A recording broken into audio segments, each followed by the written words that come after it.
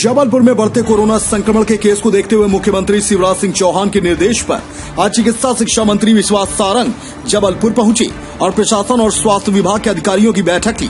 बैठक में विश्वास सारंग ने विस्तृत रूप से कोरोना संबंधित जानकारियां अधिकारियों से ली। इस दौरान मीडिया से बात करते हुए चिकित्सा शिक्षा मंत्री विश्वास सारंग ने कहा कि मध्य प्रदेश में अगर कोरोना बढ़ा है तो वह पिछली सरकार के कारण, क्योंकि कांग्रेस की इस वायरस को लेकर किसी भी तरह की तैयारी नहीं थी। विश्वास सारंग ने कहा कि जब प्रदेश में पुनः भाजपा सरकार बनी तो सिर्फ 60 सैंपल टेस्ट होते थे, जो कि आज बढ़कर 29,000 हो गए हैं। वहीं कोरोना के शुरू में सिर्फ 3 लैब थे, जो कि अब बढ़कर 78 हो गए हैं। उन्होंने कहा कि पहले पूरे प्रदेश में 3,000 बिस्तर थे, जो कि अब बढ़कर 32,000 कर दिए गए हैं। चिकित्सा शिक्षा मंत्री विश्वास सारंग की माने तो आज प्रदेश में पर्याप्त मात्रा में ऑक्सीजन, वेंटिलेटर और कोरोना से निपटने के लिए संबंधित सुविधाएं उपलब्ध हैं। कोविड की पूरी समीक्षा के लिए आया हूं। हम सबको इस बात का ज्ञान है कि पूरी दुनिया में, हिंदुस्तान के बाकी राज्यों में लगातार कोविड संकट बढ़ रहा है। बहुत सारे देशों में तो ऐसी खबरें आई थी कि कोविड खत्म हो गया और वहां पे दूसरा फेज शुरू हो गया। देश में भी हम लगातार देख रहे हैं कि इसकी संख्या बढ़ती जा रही है और जब से अनलॉक की स्थिति बनी है, निश्चित रूप से क्योंकि हमारी सभी एक्टिविटी परमिसिबल हो गई हैं, इसलिए कोरोना क्योंकि संक्रमण की बीमारी है, इसलिए ये लगातार बढ़ रहा है। पर जैसे प्रधानमंत्री जी ने कहा था पहले कि जान है तो जहान है, परंतु बाद में प्रधानमंत्री जी ने एक बात और कही कि जान भी है और जहान भी। तो हमें इस बीमारी के साथ लड़ाई लड़ना है और हमारी अर्थव्यवस्था को पूरी तरह से लागू रखते हुए, रोजमर्रा की जिंदगी को आगे बढ़ाते हुए संक्रमण से अपने आप को बचाना है।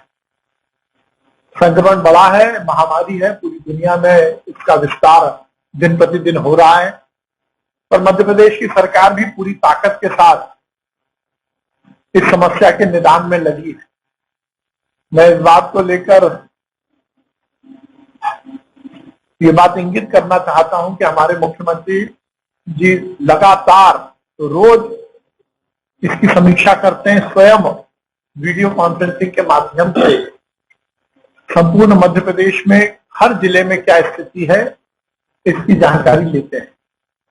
मैं आपको बताना चाहता हूं, हमारी प्रशासकीय दृष्टि से हमने मध्य प्रदेश में हर जिले में हमारे सीनियर ऑफिसर्स को, जो प्रिंसिपल सेक्रेटरी लेवल के हैं, उनको हमने हर जिले में प्रभारी अधिकारी के रूप में नियुक्त किया है।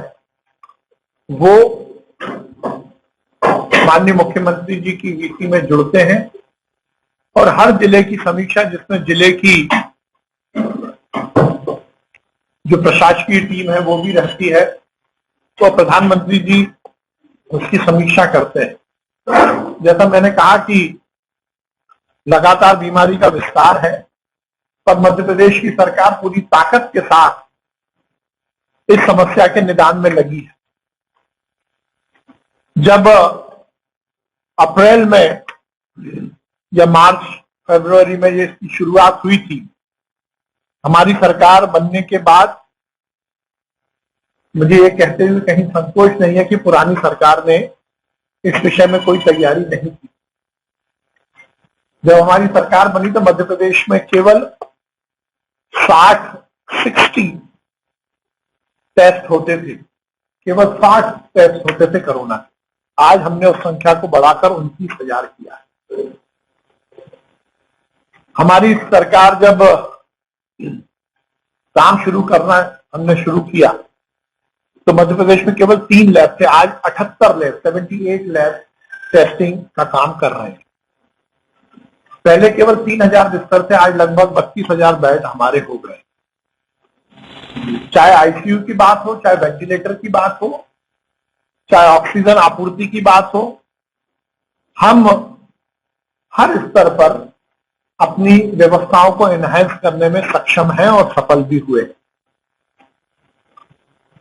मैं आपको बताना चाहता हूं कि जिले वाइज हमारी प्लानिंग है, क्योंकि हर जिले की डेमोग्राफी, वहां की हेल्थ व्यवस्थाएं, वहां का सोशल सिस्टम कहीं ना कहीं कुछ परिवर्तित होता है। तो एक तो हम पूरी स्टेट की पॉलिसी पर काम करते हैं, पर उसके साथ साथ हर जिले में हमें क्या कुछ करना है इस पर भी सरकार की नजर है। कोविड का इलाज हो सके, लोगों की जान बच सके और इस संकट से हम उबर सकें, यह हमारा प्रयास।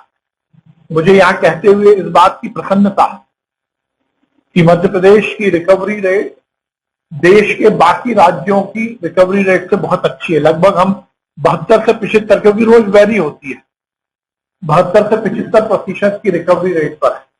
लगभग 88,300 कुछ पेशेंट हमारे यहाँ ठीक होकर घर पहुंचे।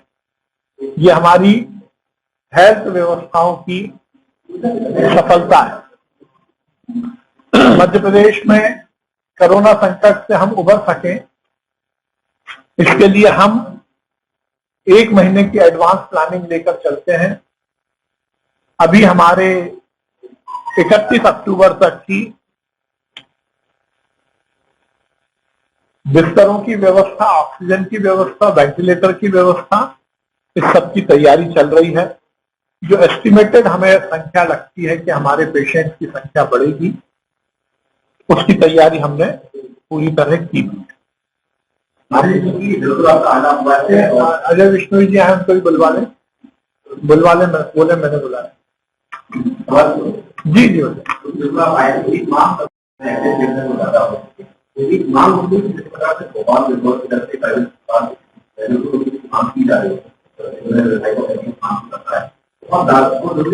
नहीं, आपकी बात जो आई है, मैं समस्त विधायकों का मैं यहाँ पर इस बात को जिक्र करना चाहता हूँ कि हमारे जबलपुर के सांसद जी, जबलपुर के समस्त विधायक जी, चाहे रूहानी जी हो, चाहे तिवारी जी, अजय विष्णु जी अभी आए हैं, ये लगातार इस बात को लेकर, आइए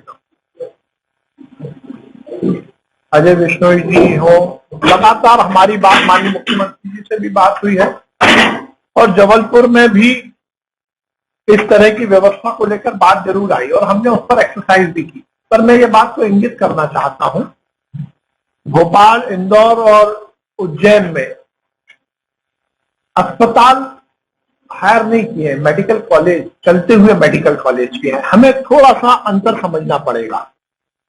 भोपाल में चिरायू या अरविंदो इंदौर में या आरडी गार्डी उज्जैन में, ये सब मेडिकल कॉलेज हैं जो कि फंक्शनल है। आप समझ सकते हैं ये एक बड़ी महामारी है, इसको लेकर बहुत गफलत की स्थिति भी है। R&D की इस पूरे मामले में बहुत कमी रही है। एकदम से नई बीमारी है, दुनिया में या मध्य प्रदेश में या देश में इसके इलाज के प्रोटोकॉल आप देखते हैं हर 15-20 दिन में हमें कुछ नई गाइडलाइन का पता लगता है। उस स्थिति में हम ये रिस्क नहीं ले सकते हैं कि कोई फंक्शनल मेडिकल कॉलेज के अलावा भी हम किसी को हायर कर सकते हैं। आप मेरी बात समझ रहे हो। पर मैं आपको ये बात विश्वास दिलाता हूं, मुद्दा केवल अस्पताल का नहीं है, मुद्दा है कि इसका इलाज हर जिले में ठीक ढंग से हो रहा है या नहीं।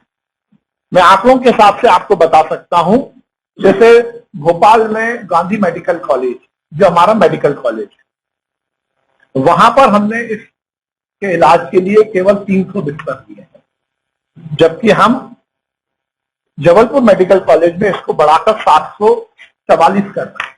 क्योंकि मुद्दा, चाहे हम प्राइवेट मेडिकल कॉलेज लें या गवर्नमेंट मेडिकल कॉलेज लें, मुद्दा यह है कि शहर में हम एक वर्ग को जिसको फ्री में इलाज की जरूरत है उसको हम इलाज उपलब्ध करा पा रहे हैं या नहीं। तो मैं जबलपुर की जनता को आपके माध्यम से ये विश्वास दिलाता हूं कि जिस अनुपात में भोपाल में और इंदौर में या उज्जैन में फ्री इलाज की व्यवस्था है, वैसी ही जबलपुर में भी फ्री इलाज की व्यवस्था है और यदि कोई कमी होगी तो शाम तक वो पूरी कर ली जाएगी।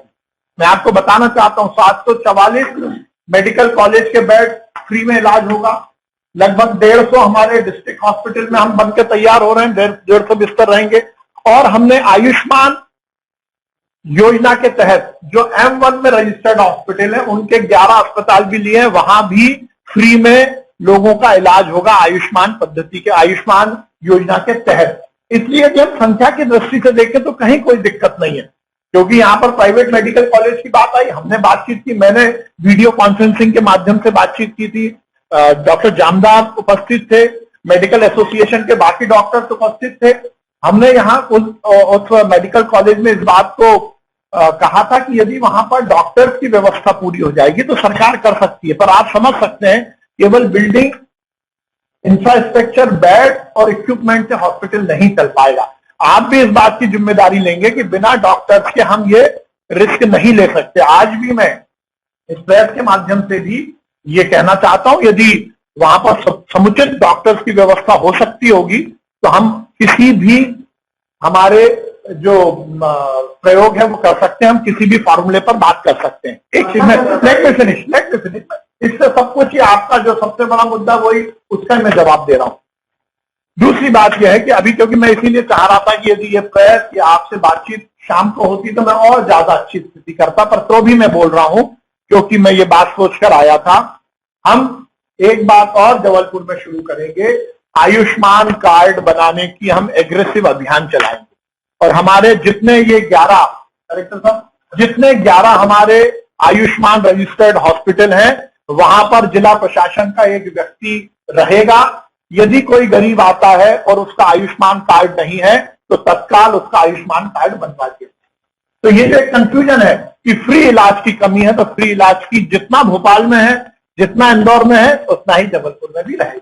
एक समस्या यहाँ पर सबसे बड़ी बात यह है कि पूरे आपने कहा अस्पताल की कमी, बहुत अच्छी बात है सरकार ने, लेकिन सबसे बड़ी समस्या ये आ रही है कि सैंपल लिए जाते हैं, सैंपल की संख्या बढ़ाई जाती है, लोगों की हुआ है, लेकिन सैंपल की रिपोर्ट गलत नहीं आ रही है। हालात में बन रहे हैं कि 6 दिन हो जाती है, मरीज की डेथ हो जाती है, उसके बाद पता चलता है जो पॉजिटिव है नहीं। नॉर्मल आदमी की टेस्ट करनी होती है तो 2 दिन, 3 दिन, 4 दिन तक लग जाते हैं, उसकी सैंपल रिपोर्ट नहीं आती। नहीं, वैसे मैं व्यवस्था बेहतर हो, यदि ऐसी कोई व्यवस्था है तो इसको ठीक किया जाएगा, कोई दोषी होगा तो उस पर कार्रवाई होगी। पर मैं एक बात बताता हूं, इसका सीधा प्रोटोकॉल है, 24 घंटे के अंदर इसका टेस्ट रिपोर्ट आनी चाहिए। और इस मामले में केवल जबलपुर नहीं है, केवल भोपाल नहीं है, केवल मध्य प्रदेश नहीं, ये पूरे देश का डेटा एक ही जगह इकट्ठा हो रहा है। तो ये तो 24 घंटे में मैंडेटरी है कि आना ही चाहिए, उस पोर्टल में दर्ज होना चाहिए। यदि उसमें कहीं कोताही है तो मैं देख के उससे ठीक कराऊंगा।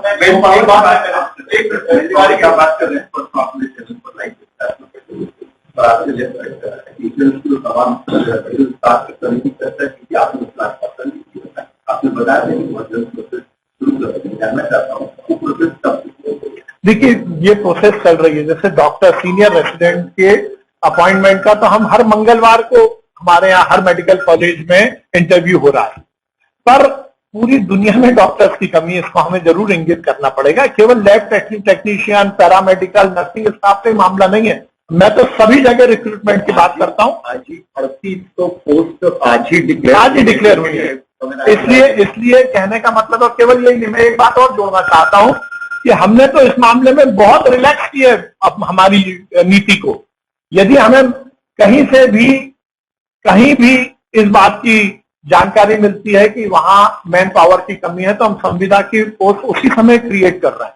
इसमें अपने आसपास की हर छोटी बड़ी खबर देखने के लिए हमारे चैनल पुलिस ब्यूरोक्रेट्स न्यूज को बेल आइकन दबाकर सब्सक्राइब करें, जिससे आपको हर खबर समय से मिलती रहे। अधिक जानकारी के लिए हमसे संपर्क करें। हमारे कॉन्टैक्ट नंबर हैं 9039011886 एवं 9770229999।